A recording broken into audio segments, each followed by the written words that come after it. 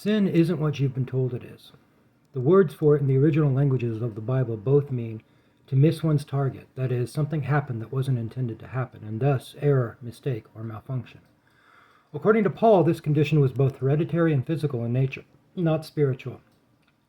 Because it deals with behavior, it is neurological in nature. Rather than a moral failing or wickedness, this condition is actually a result of the restructuring and malformation of the human amygdala, which is the gatekeeper to the fear, aggression, feeding, and reproductive survival responses produced by the brain.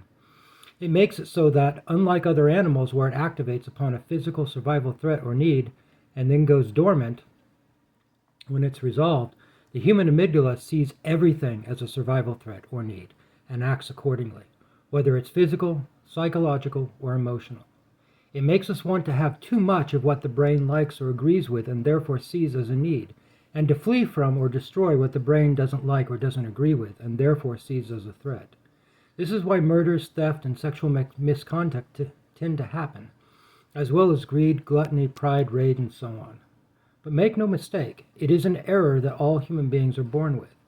This is why nearly all spiritual traditions encourage disengaging from anger, fear, and the cravings of the body, or at least tending to them with moderation rather than indulgence, and to engage with the divine, and in particular love, compassion, and mercy, because fear cannot exist where this kind of love is present.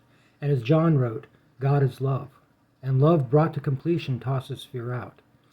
The solution to this very human dysfunction is to set these survival responses aside and to love one another, love the person next to you, and to love those who consider themselves your enemies.